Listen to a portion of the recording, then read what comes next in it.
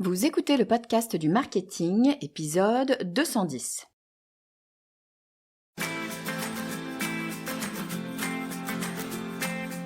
Bonjour et bienvenue. Je suis Estelle Ballot et je suis ravie de vous recevoir sur le podcast du marketing. À chaque épisode, je vous propose d'analyser les techniques marketing qui marchent, pas à pas et très concrètement, pour développer votre activité. J'ai le syndrome de la bonne élève. Petite, j'étais une enfant modèle, comme disait ma mère. À l'école, j'avais toujours de très bonnes notes. Mes études supérieures n'auraient pas pu mieux se passer. J'ai décroché mon stage de fin d'études dans un grand cabinet réputé inaccessible. Et quand j'ai commencé à travailler, ma carrière a vite décollé. Bref, une bonne élève.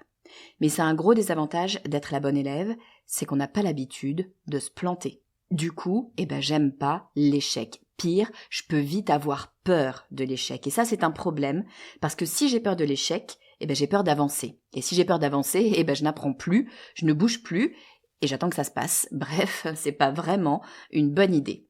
Alors, je sais que c'est la fin d'année, que l'ambiance est plutôt au bon conseil pour préparer cette nouvelle année qui s'annonce, ou alors, pour faire un bilan doré de tous les beaux projets qu'on a réalisés cette année. Mais moi, aujourd'hui, j'ai envie de vous parler de l'échec, de la peur de l'échec, de pourquoi c'est vraiment un sujet à traiter, de l'impact que cette peur a réellement sur nos résultats, de comment faire pour dépasser cette peur, et puis aussi de comment faire quand on se plante, justement. Alors si vous êtes partant, je vous embarque avec moi, promis, ça va être sympa, pas de panique. Alors comme je vous le disais, moi j'aime pas échouer, j'aime pas l'échec.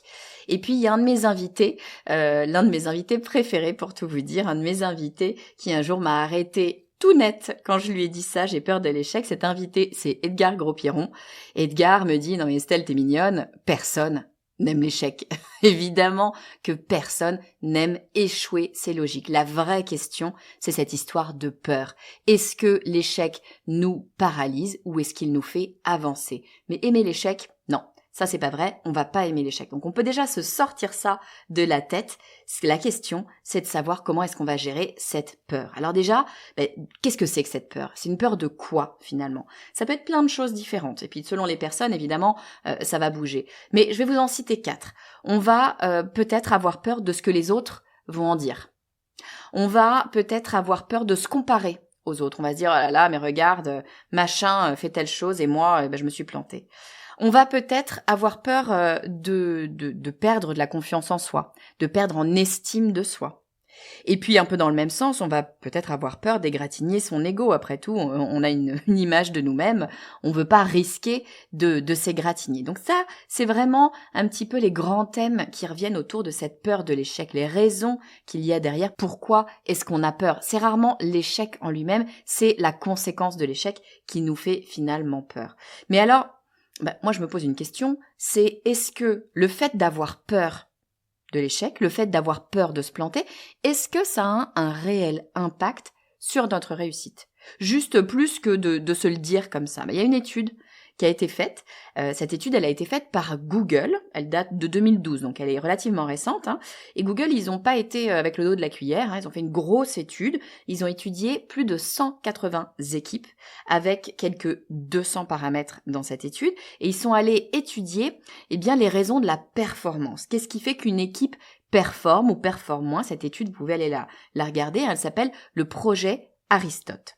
Donc cette étude, elle balaye le champ de la réussite sous plein d'angles différents, mais elle met en avant notamment un élément qui permet d'accéder à la réussite. Cet élément, c'est la sécurité psychologique. Ça, c'est super intéressant en rapport à notre histoire de peur de l'échec, parce que qu'est-ce que c'est que cette sécurité psychologique? C'est le fait de savoir qu'on peut s'exprimer sans crainte, sans avoir peur d'être critiqué, sans avoir peur du regard du groupe, sans être mis à l'écart du groupe.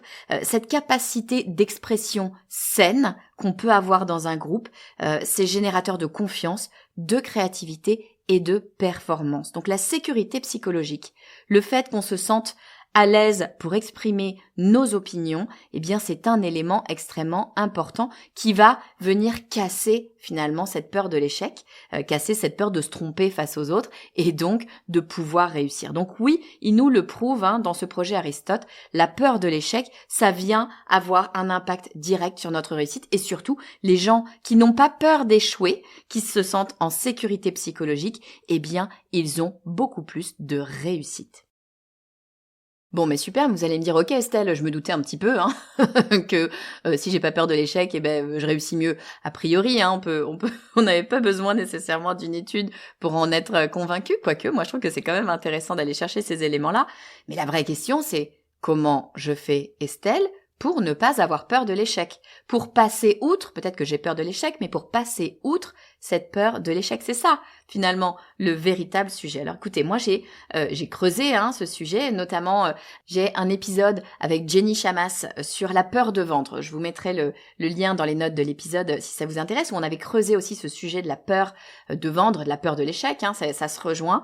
Je suis allée regarder un petit peu plein d'études, plein d'autres podcasts sur le thème pour essayer de comprendre comment est-ce qu'on peut faire pour dépasser cette peur. Alors la première chose qu'on peut faire, ça c'est Jenny qui me l'avait dit et ça m'a vraiment marqué, c'est de se souvenir de moments de peur qu'on a déjà dépassés. Et en fait, on en a tous et toutes eu déjà des moments où on a eu peur de quelque chose, où on s'est dit c'est impossible, je vais pas y arriver, c'est une catastrophe, je suis nulle, ça va pas marcher, c'est sûr, je vais me planter. Typiquement, quand on a passé le bac, pour moi, c'était surtout quand j'ai passé le permis de conduire, ça dépend des gens. Voilà, on a tous eu à un moment donné, je sais pas, un concours, un examen, un rendez-vous galant après tout, pourquoi pas, un truc où on s'est dit c'est sûr là, je cours à la catastrophe, je vais me planter, et puis finalement on y a été.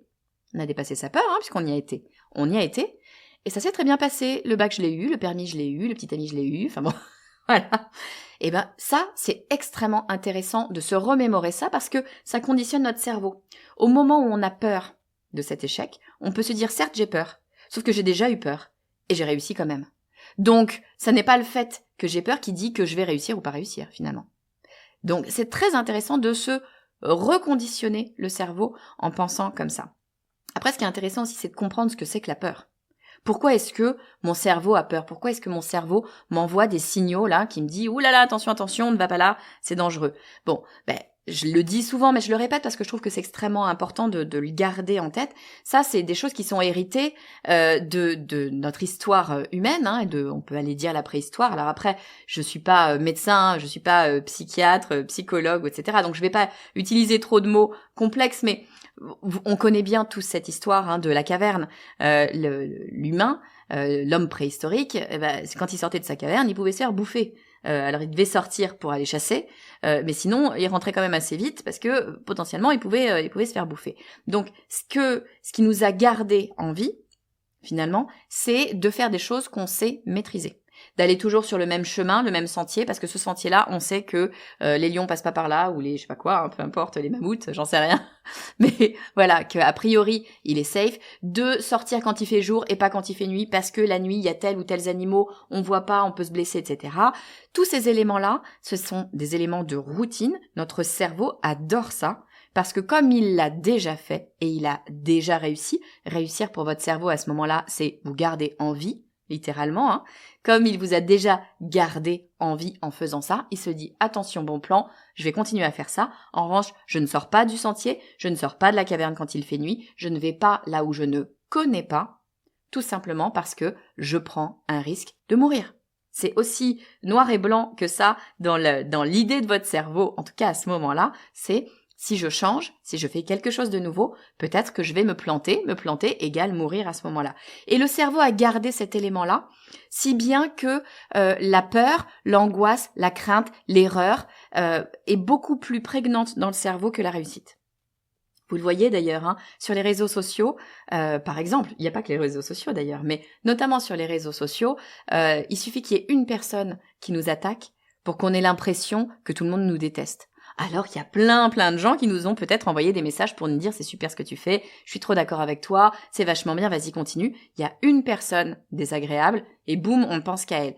C'est logique, c'est que notre cerveau veut rester en vie, donc il regarde le danger. Il regarde pas ce qui va bien, il regarde le danger pour s'en éloigner un maximum. Donc vraiment, il faut comprendre que le cerveau va exacerber la peur pour vous garder en vie. Alors derrière vie, vous mettez ce que vous voulez, mais pour éviter l'échec tout simplement. Mais ce qu'il faut se dire aussi, et je rappelle, le cerveau, lui, ce qu'il veut, c'est la routine, c'est que vous restiez toujours dans le sentier que vous connaissez bien. Si vous écoutez votre cerveau, vous n'innovez jamais. L'innovation nécessite la peur. Et la peur n'est pas mauvaise, c'est juste que vous êtes en train de faire nouveau, de changer, d'innover. Donc attention, si on n'a pas peur, c'est qu'on n'innove pas. Et si on a peur, c'est peut-être qu'il y a un danger, donc il faut avoir un peu de discernement, bien sûr, mais c'est peut-être aussi qu'on est juste en train de sortir de sa zone de confort. Donc très intéressant de comprendre la peur, à quoi elle sert, pourquoi elle est là, et finalement, est-ce que c'est un bon signal ou pas ? C'était un bon signal à la préhistoire. Fais gaffe, si tu sors du sentier, il y a peut-être un mammouth qui va venir te marcher dessus. Enfin, les mammouths, maintenant, il n'y en a plus des masses. Donc peut-être qu'on peut, en tout cas, avoir un certain discernement, un certain recul par rapport à notre cerveau, et de vérifier qu'il y a bien un réel danger, et en général, dans ce qu'on fait, il y a quand même relativement peu de danger, de vérifier qu'il y a bien un réel danger, sinon, c'est juste que notre cerveau a peur de sortir de sa zone de confort. Une autre façon de dépasser sa peur, c'est de s'arrêter 2 minutes, et puis de se dire, mais attends, si je me plante, j'apprends. Oui, si je me plante, je vois ce qui n'a pas marché. C'est tout bête comme façon de fonctionner, mais alors ça c'est vraiment un mindset entrepreneurial, c'est quoi que je fasse, c'est une occasion d'apprendre. Si je vais vers tel type de client, par exemple, et puis que je me rends compte que ça marche pas du tout, que vraiment c'est 0 réponse, peut-être que je viens de comprendre que c'est pas ce genre de personne-là qui va être intéressée par mon produit ou par mon service, tout simplement. Si je teste telle nouvelle page de vente et que ça ne fonctionne pas, peut-être que je viens de comprendre que mon UX de mon site, l'expérience de mon site n'est pas agréable, ou que les mots que j'emploie ne sont pas en résonance avec mon audience, ou que les éléments qui s'enchaînent ne permettent pas à la personne d'être en confiance pour pouvoir acheter. Quoi qu'il arrive, ça me permet d'analyser, ou en tout cas un début d'analyse. Donc c'est intéressant en soi de se planter parce que ça nous permet de comprendre où va être notre réussite. Sinon, on fait que marcher au pif. Un 4e axe, ça va être de voir la réussite comme un chemin, comme une quête, comme quelque chose qui est continu finalement. C'est pas juste l'arrivée. On le dit souvent, c'est le voyage qui est intéressant. Oui, la réussite, c'est pas juste l'arrivée. La réussite, c'est tout ce qui a permis d'arriver. Et donc les erreurs, ça a permis d'arriver. Ça fait finalement tout simplement partie du chemin. Donc pas de problème, on ne fait que avancer. Alors des fois on fait des détours, certes, mais on continue d'avancer. Un 5e point que je trouve très très intéressant, surtout pour les gens comme moi qui ont tendance à s'auto-flageller assez facilement, c'est de prendre conscience que l'échec ne dit rien de soi. C'est une vraie différence entre avoir raté et être un raté ou une ratée. Et ça paraît idiot à dire comme ça, mais en tout cas moi, alors je ne sais pas si vous fonctionnez exactement de la même façon, j'ai très vite le sentiment, si je me plante, que mais je suis une branque, je suis nulle, vraiment, mais quelle pauvre personne je suis, mais à quel moment j'ai pu penser que vraiment j'étais quelqu'un de bien ? Ça peut très très vite aller loin comme ça dans ma tête. Je sais pas si c'est que moi, c'est peut-être que moi, après tout, j'en sais rien. Je pense pas. Très souvent, on a tendance à se dire, si j'ai loupé, c'est que je suis naze. Mais non, ça n'a rien à voir. Si on a raté, c'est qu'on a raté. Point. Ça ne dit absolument rien de la personne que l'on est. Il faut savoir décorréler les 2 éléments. Ça n'est pas la même chose. Votre personne et vos actions, ça n'est pas la même chose. Un 6e point, ça va être de mesurer les risques. On en parlait un petit peu juste avant. Oui, il peut y avoir des risques. Oui, effectivement, dans la vie, il y a des risques. Dès qu'on se lève le matin, a priori, on prend un risque. Donc oui, il peut y avoir des risques. On peut avoir donc peur de prendre ces risques, peur de se tromper, peur d'échouer. Mais ce qui est intéressant, c'est de s'arrêter 2 minutes, d'arrêter de se dire j'ai peur que ce soit une catastrophe, et de se dire quelle serait la réelle catastrophe, la pire chose qui puisse arriver. De s'arrêter réellement et de se poser la question. Vraiment, si c'est la catastrophe atomique, c'est quoi ? Qu'est-ce qui se passe ? Et de voir si votre vie s'arrête. Mais en général, votre vie, elle s'arrête pas. Donc, à partir du moment où on a vu que dans le pire du pire des cas, et on est d'accord que le pire du pire du pire du pire des cas, quand même relativement peu de chances qu'il arrive, dans le pire du pire du pire du pire des cas, vous n'allez pas mourir, et puis en plus, vous allez probablement avoir d'autres options qui vont vous permettre de rebondir. Donc, finalement, quand bien même ce serait un échec, c'est pas la fin de votre vie non plus. Et puis dernier conseil, là j'ai perdu le compte, je pense qu'on en est à 7 conseils. Dernier conseil, c'est un conseil, ou en tout cas une façon de voir les choses, que m'a donné Arnold Schwarzenegger. Alors non, j'ai pas interviewé Arnold Schwarzenegger, j'ai juste écouté un épisode de podcast de Tim Ferriss avec Arnold Schwarzenegger. J'en ai parlé récemment cet épisode, je vous le conseille, je le mettrai dans les notes de cet épisode. Il est plein de bonnes idées, de bonnes façons de voir les choses. C'est vraiment super intéressant d'écouter Schwarzenegger parler comme ça de sa vie et de sa façon de voir les choses. Et à un moment donné, donc il parle notamment du sport, je rappelle qu'il a été multiple champion de bodybuilding, donc il parle de ce sport et il parle de l'échec. Et il explique que les gens se trompent quand ils pensent à l'échec, ils se disent soit je gagne, soit je perds. Et en fait il dit mais absolument pas, en fait l'échec fait partie de la réussite. Les deux sont finalement absolument indissociables. Tout simplement parce que si on n'accepte pas l'échec, on ne peut pas réussir. Si on n'accepte pas de venir en compétition et de se dire « j'ai d'autres compétiteurs à côté de moi, il y en a qu'un seul qui va gagner, donc c'est peut-être eux, et donc moi je vais peut-être perdre », ça sert à rien de monter sur le ring si on est en boxe ou sur le podium si on fait du bodybuilding ou peu importe, mais ça sert à rien de venir dans la compétition si on n'est pas prêt à perdre. Parce qu'il y a quand même de bonnes chances, ça tout dépend du nombre de compétiteurs, mais de bonnes chances qu'on perde. Donc l'échec, le fait de perdre, est une composante même de la compétition. Et donc une composante même de la réussite. Il ne peut pas y avoir de réussite sans échec. Pour que quelqu'un réussisse, il faut que quelqu'un échoue. Donc tout simplement, si l'on ne croit pas à l'échec, on ne croit pas à la réussite. Et je trouve que c'est extrêmement intéressant de voir les choses comme ça, parce que d'un coup, on n'en a plus peur de l'échec. Ça fait juste partie du jeu. Bon, mais c'est bien tout ça, n'empêche que, on va pas se mentir, je le disais tout à l'heure, j'aime pas perdre, j'aime pas l'échec, et personne n'aime ça, Edgar Gros-Piron me le rappelle, nul non plus. Il n'aime pas perdre, mais comme tout le monde, ça arrive, on va perdre. Il y a des fois où on va se planter, il y a des fois où ça va être la cata, où ça va pas marcher. Comment est-ce qu'on fait pour rebondir après cet échec? Comment est-ce qu'on fait pour pas rester écrasé comme une crêpe par terre sans bouger? Bon, il y a évidemment des trucs qu'on peut mettre en place, ou en tout cas auxquels on peut réfléchir pour ne pas rester écrasé par l'échec. La première chose à faire, c'est de l'accepter. C'est d'accepter qu'on se soit planté. C'est peut-être le truc le plus difficile à faire, parce que évidemment l'ego en prend un coup, mais accepter l'échec, c'est ce qui va nous permettre de dépasser l'échec. Si on l'accepte pas, si on n'accepte pas l'idée de s'être planté, on ne peut pas repartir. On ne peut pas aller ailleurs. On ne peut pas construire sur cet échec. On ne peut pas aller vers cette réussite. Donc il faut commencer par accepter le fait qu'on se soit planté. Ensuite, une deuxième étape, ça va être de réfléchir, d'analyser finalement. Pas de prendre juste comme ça et de rebondir, sauter, bim bam boum, je repars, c'est parti. Ah non, l'idée c'est d'essayer de comprendre, de réfléchir aux raisons de cet échec. Qu'est-ce qui a fait qu'on s'est planté? C'est ça qui est intéressant. Qu'est-ce qui a fait que ça n'a pas marché? Comment est-ce qu'on va pouvoir transformer cet échec en opportunité potentielle, tout simplement? Troisième étape, assumer sa responsabilité. C'est trop facile de dire « Non, mais là, ça a pas marché parce que t'as vu, machin, il m'a fait un croche-patte. Non, mais là, ça a pas marché parce que moi, de toute façon, j'ai pas l'audience qu'ont les autres. Non, mais là, ça a pas marché parce que t'as vu, lui, il est dans une famille d'entrepreneurs. Non, mais là, ça... » Voilà. Des excuses, des raisons de dire que c'est pas de notre faute, bou, il y en a plein. Attention, je vous pointe pas du doigt, je me mets dans l'histoire. Il faut savoir accepter sa part de responsabilité. On n'est pas responsable de tout. On n'est pas toujours responsable de tout ce qui se passe et de toutes les composantes d'un échec, mais on est nécessairement responsable au moins d'une partie de cet échec. Et il faut savoir l'assumer.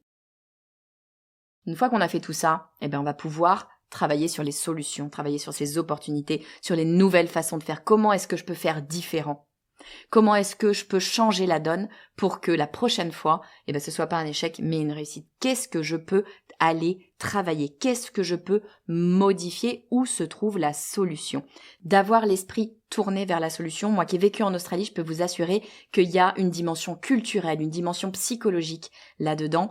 En Australie, les gens sont éminemment tournés vers la solution. Ils regardent très très peu les problèmes ou les échecs. Ils regardent la solution. Comment est-ce que je fais pour avancer? Eh bien, de se tourner vers la solution, de se tourner vers l'avenir, de se tourner vers ce que je vais pouvoir mettre en place pour changer les choses. Ça, c'est vraiment un switch mindset qui est extrêmement intéressant.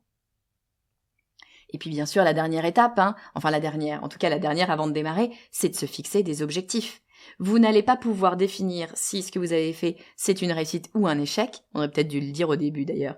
Vous n'allez pas pouvoir définir si ce que vous faites est un succès ou un échec si vous n'aviez pas fixé d'objectifs. Donc, il faut commencer par se fixer des objectifs avant de démarrer, ne serait-ce que pour savoir si on a réussi ou si on a échoué. Bon, alors je vous ai dit plein de choses sur l'échec. Je vais essayer de vous faire un résumé rapide. Alors, qu'est-ce que c'est que la peur de l'échec? Eh bien, la peur de l'échec, ça peut être plein de choses différentes. Mais par exemple, ça peut être d'avoir peur de ce qu'en pensent les autres, d'avoir peur de se comparer aux autres, d'avoir une estime de soi qui va être réduite ou d'avoir peur d'égratigner son ego. Ça, c'est important de comprendre que la peur de l'échec, c'est pas la peur de l'échec, c'est la peur de encore quelque chose derrière. Mais ce qui est intéressant aussi, c'est de savoir si cette peur de l'échec, elle va avoir un impact sur notre réussite. Et le projet Aristote, le projet de Google dont je vous parlais, il nous dit que oui, que la sécurité psychologique, c'est l'un des éléments qui va permettre à un groupe de réussir. Donc le fait de ne pas avoir peur de l'échec face aux autres, ou face à soi, ça va permettre d'avoir de meilleures réussites. Donc oui, le fait de traiter sa peur de l'échec, ça va nous aider à mieux réussir. Alors comment est-ce qu'on fait pour passer cette peur de l'échec, pour traiter cette peur de l'échec? Il y a plein de petits trucs que je vous ai donnés dans cet épisode. Je vais essayer de vous les lister assez rapidement. Le premier, c'est de se souvenir de moments où on a eu peur, mais on a réussi quand même. Typiquement, passer le bac. Le deuxième, c'est de comprendre la mécanique de la peur dans notre cerveau. Et en fait, notre cerveau est juste en train de nous dire « Attention, garde ta routine, n'essaye pas de nouvelles choses parce qu'on ne sait pas si ça va fonctionner. Donc n'y va pas, comme ça, on est sûr, on reste sur le même chemin. » Ça veut dire que avoir peur, c'est le signal que vous êtes en train d'innover. Autre chose, c'est de considérer votre défaite comme un apprentissage. Qu'est-ce que vous pouvez tirer comme leçon de cette défaite? Ça vous donne des informations sur justement ce qu'il faut pas faire. Autre façon de faire, c'est de voir la réussite comme un cheminement. La réussite n'est pas le moment où vous montez sur le podium, mais tous les éléments qu'il y a eu avant, tous les entraînements, toutes les choses que vous avez pu faire, tous les combats gagnés et perdus qu'il y a eu avant, c'est un chemin. Ça n'est pas un moment. Une autre façon de faire, c'est de prendre conscience que l'échec ne dit rien de soi. Et oui, souvent on se dit, mon Dieu, si je rate, je suis un raté. Eh bien non, c'est deux choses différentes que de rater quelque chose et d'être un raté. Sixième élément, c'est de mesurer véritablement les risques. Qu'est-ce qui se passe si vraiment je me plante? Le pire du pire des cas, le pire des scénarios, qu'est-ce qui va se passer? Et vous allez voir que la plupart du temps, vous allez vous rendre compte que 1, vous n'allez pas mourir, 2, il y aura des façons de rebondir, des solutions et d'autres choses que vous allez pouvoir mettre en place. Donc, prendre la mesure réelle du risque, c'est toujours intéressant. Et puis, septième conseil, c'est celui de Schwarzenegger qui explique que c'est complètement idiot d'opposer peur et réussite. Échec et réussite, parce que ils sont tous les deux la composante d'une même chose. Il n'y a pas de succès sans échec, il n'y a pas d'échec sans succès, donc ça va ensemble.